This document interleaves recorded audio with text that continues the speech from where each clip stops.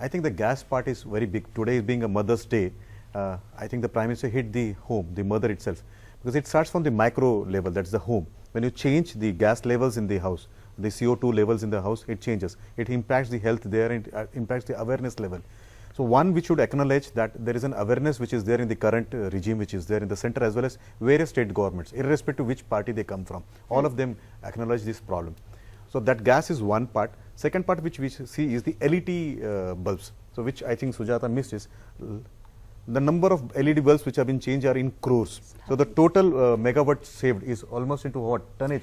For both of you, what I understand is small. The first step was the usual Ayojana, which is the cooking gas. Second one is LED. More than 29 crore bulbs, what I read in the Feb or so. After that, I was unable to read what the reports came up.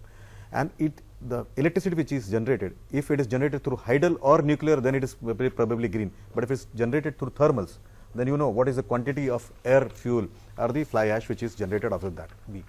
Number 3, if you see the mass rapid transport projects which are going on in Mumbai, in Nagpur, in Pune, also in Bangalore, Chennai, Kochi, various places. I think this mass rapid transport will take away a lot of cars which are there in the public domain. Third, I would also like to appreciate one more initiative which Mr. Gadkari started. 1,000 crore plantation of saplings near the highways, the parallels of the highway. See, we'll have to realize one more thing. 150 years back, Britishers pushed GIPR on us, that is the Great Indian Peninsula Railway, and they killed our internal waterways. Somebody who understands transportation understands the total consumption of fuel on water is far less than on road.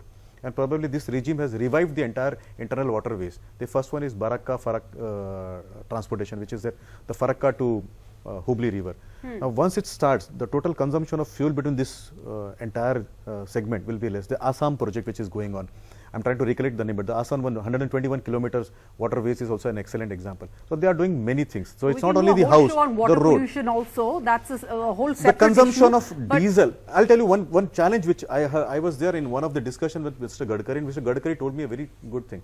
He said, Vinit, we wanted to do away with boats. Now what happens is, the courts have ordered them not to put in diesel boats, so that there is no water pollution. See the quantity of the pollution comparative to what it happens. So you have to do a comparative analysis. We cannot just go to Stone Age and say they will stop all this transportation. So the comparative was less. But somebody says you can't use diesel. Now there is no electric boats available where you can do a mass rapid transportation on the water.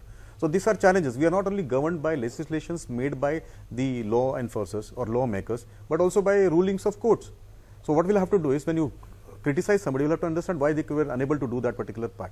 Now, apart from this road segment, what they have majorly done is, if you understand, is identifying which are the polluting units, changing the technology. And this is the first government probably which is using geospatial technologies, the use of GIS technology to identify where are the emissions going and to replace that. So, acknowledging, assessment and then alternates. I think this 3A gives them a A+ rating, because when you do an act, you have to go through the legacy also. When I said GIPR killed Indian waterways, so if you have seen Mangal Pandey, that's an example where the rivers were used, so they have been killed. So when you revive it, it takes a lot of action. It's not a simple boardroom discussion. So I agree with him one point, that there are a lot of tangles which have to be untangled.